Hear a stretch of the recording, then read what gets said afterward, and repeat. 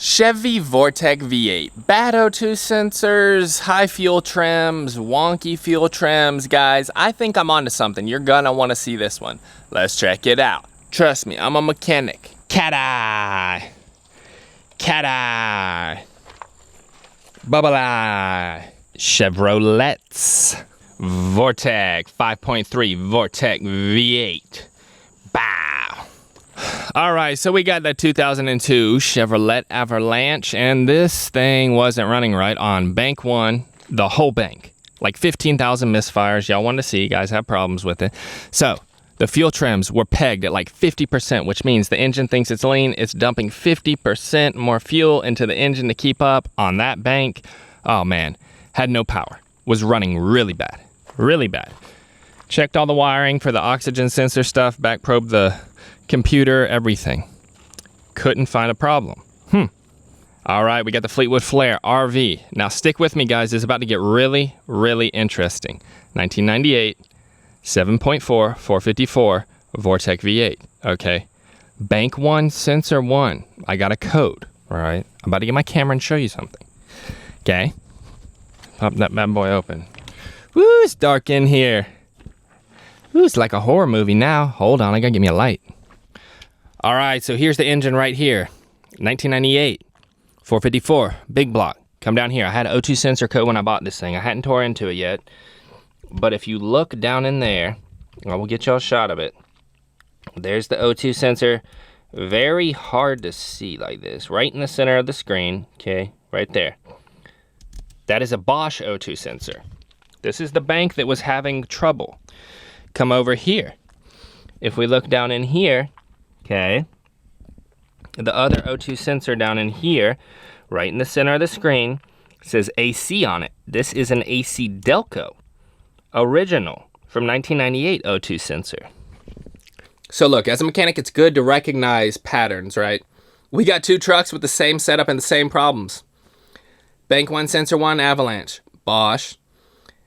Bank 2, sensor 1, original ACDelco from 2002, still working. RV, Bank 1, sensor 1, Bosch. Bank 2, sensor 1, original ACDelco from 1998, still working. Okay, I'm onto something here, guys, look. I'm onto something here. I'm onto it, guys. I've heard guys not run Bosch on Vortec V8. You know, Bosch is good stuff, but I guess the Vortec V8 computers don't like them, is what it seems like at this point. So let me know down below if y'all have had problems with Bosch O2 sensors on your 1998 to 2007 Chevy trucks. I'm not knocking Bosch stuff just for this one specific sensor on these trucks. Seems like it might cause a problem. The computer doesn't like them or whatever. Okay, look, I got the camera down in there. You can see camera right on the center of the screen. Bosch O2 sensor. This thing was running rich. It was running rich just like the Avalanche. We were getting a bunch of smoke out of the tailpipe and rich codes. All right, now y'all are gonna have to trust me. That says AC. You can make out the C. The A is very hard to see, but it's an AC in a circle. Okay, that's original ACDelco from 1998. We're on to something, boys. We're on to something. I'm going back over to the Avalanche. I'm gonna show you what I got to replace, okay? Whew, a little bit of detective work today. That's all right. That's what we do, mechanic stuff. Half of being a mechanic is being a detective. I mean, come on. All right, so here's what we got going. Denso. I'm about to pull the old one out. This isn't gonna be all talking, guys. I'm gonna get to work, don't you worry. Here's the part number, okay? You gotta make sure you get the flat plug or the square plug, depending on what Vortec V8 it is, upstream, downstream, year, make, and model. You could have a square plug or a flat plug. This is the flat plug one. Now this looks totally different than the Bosch one I replaced. The Bosch one looks weird. I'm about to pull the Bosch one out. Let's take a look at it. All right, so under the truck now, this is your bank one, sensor one on the driver's side. And the wires go right up in there. You see that little plastic black clip? It will cause you problems right there. It's hard to get off sometimes. I mean, this is a 7/8 inch right here. So I get an open end wrench, just break it loose. Already got it broken loose, but what's gonna run into down here is this clip. You gotta slide it off. And don't try to replace that. Leave that one, okay? If yours is good. Then you got this safety clip right here. Mine just pops out. I've already done this. So, one-handed, guys, under the truck in gravel, okay? Okay, spin it off. Now what you're gonna do is keep this one in the truck. Keep it in the truck so you don't get stranded on the side of the road. Yeah, see, here's the Bosch one. That's the Bosch style. I'll show you the new style that's like better design. This design does not work well. I don't know what it is. But that's how the Bosch ones are. So look, here's the deal. On these Vortec V8 trucks, you want to replace the upstream sensors in pairs. Do two, just like brakes. Bank 1, sensor 1. Bank 2, sensor 1. Downstream, don't care. It doesn't really matter if you mix and match them. They just sniff the exhaust for the catalytic converters, you know. But the upstreams are important. And I'm going to explain to you why. It's a little bit difficult to understand. But basically, the computer on these trucks controls each bank independently. So the fuel for bank 1 is referenced off of bank 1, sensor 1, okay? Boom. That's the driver's side. Yep, we got good fuel. Make sure it's right at 14.1 stoichiometric ratio for burning the fuel, okay? Bank 2. Bank 2, sensor 1. It just reads bank 2. Yep, let's make sure the passenger side of the engine is running right. 14.1 ratio, air-fuel ratio. Make sure it's burning perfect as possible. They're narrowband O2 sensors.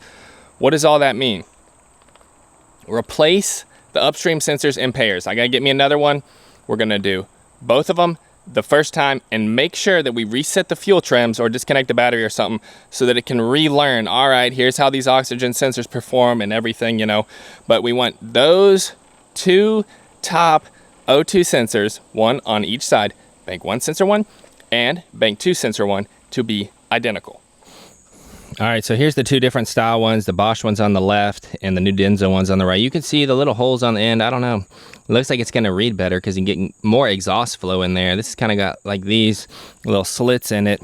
Like I was saying, flat pin right there.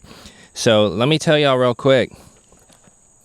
On the truck harness, you're going to have a red, a black, a tan with a white stripe, and a purple with a white stripe. Okay, the tan and the purple wires are going to be your sensor signal wires. So the tan is going to be the low reference to ground straight to the back of the PCM, and the purple is going to be the high straight to the back of the PCM. The red is going to be 12 volts going into the sensor for the heater, and then the black is going to be your ground, okay? And that's going to ground to the top back of the Vortec V8 engine, up above the driver's side valve cover. So the wires are a little bit different color on this. I don't know why they do that, but I will show you the harness under the truck and you'll see exactly what I'm talking about. So it's all isolated. You got the two signal wires and you got the two power wires. Power wires are for the heater, signal wires are for the signal. All right, here's your wiring. See that one on the right? That's a tan and white reference to ground that goes right to the back of the PCM.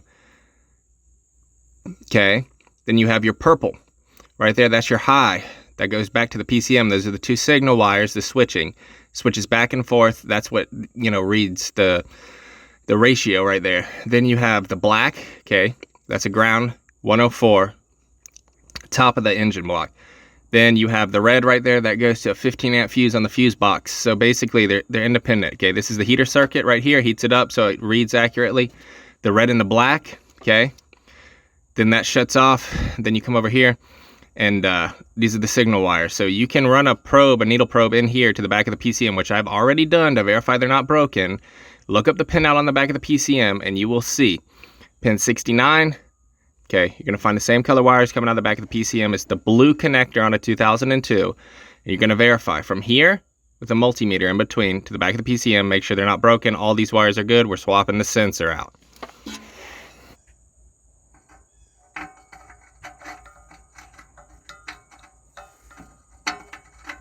Come on now.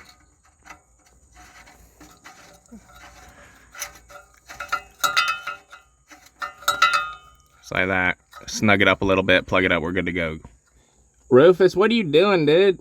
Get over here and get to work. Bro, he's just lazy. Dude, get under here. What are you doing?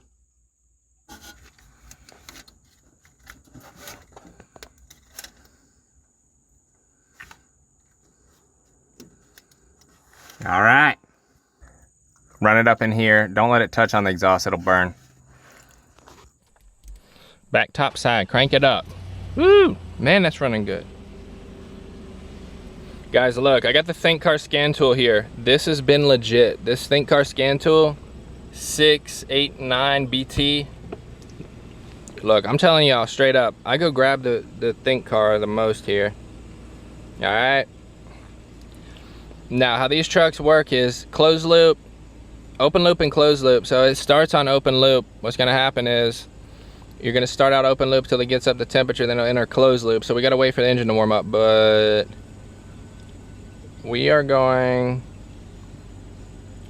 to wait and see what happens. Okay, come on now. So I'm waiting for it to reach closed loop here. Look guys, if I'm winded today, I apologize. It's 100 degrees out here.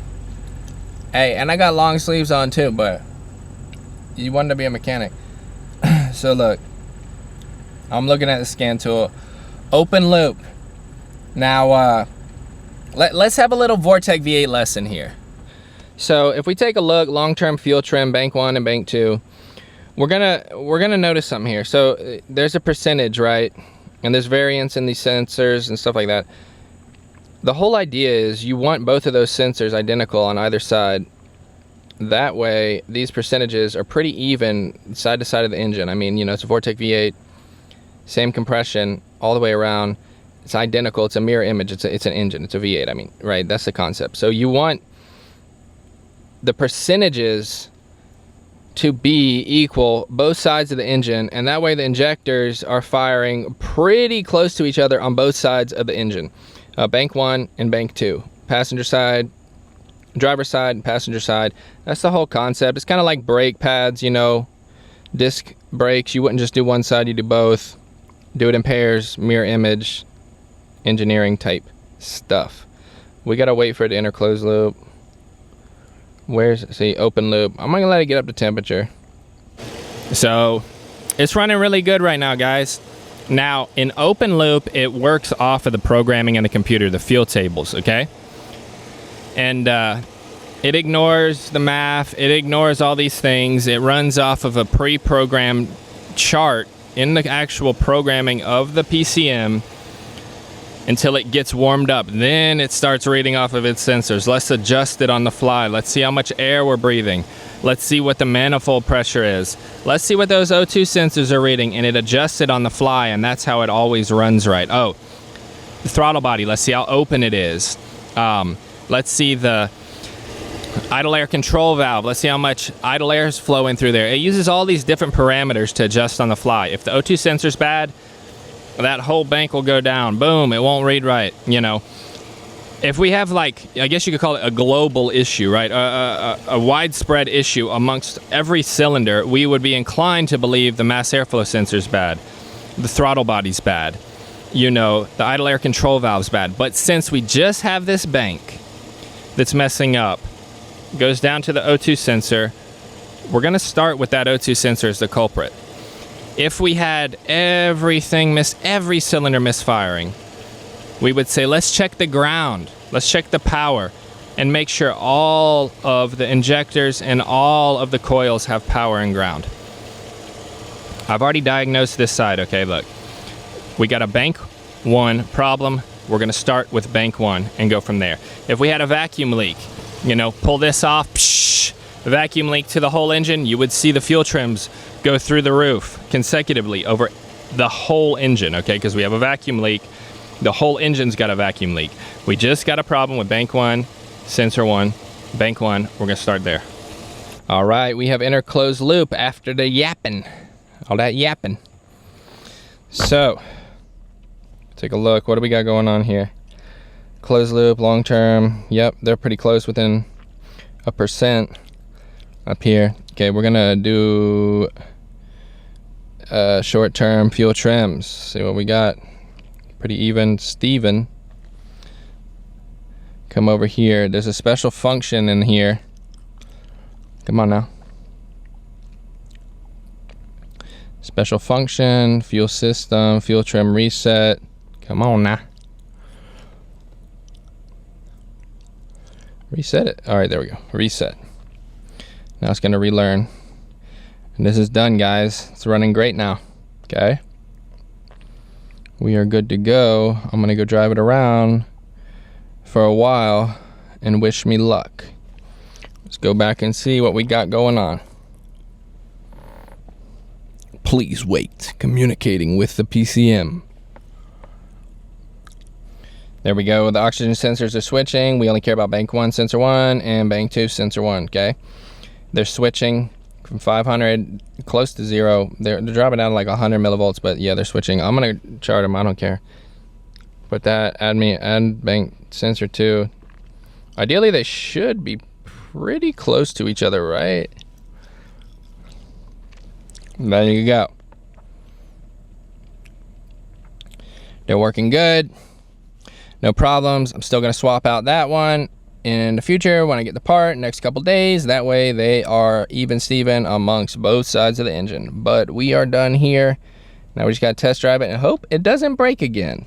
All right, there you go, guys. So, you know, ACDelco, NTK, Denso. That's what I'm recommending from here on out for Vortec V8 1999 2007. Let me know your experience down below. Vortec GMT800.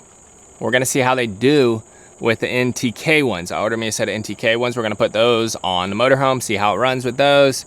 You know, ACDelco is the most expensive. NTK is a little less expensive. And then the Denso ones are the least expensive for these trucks. That's what I have found. So I used to recommend Bosch ones. Not anymore. I'm not putting Bosch in these trucks. Bosch makes good products.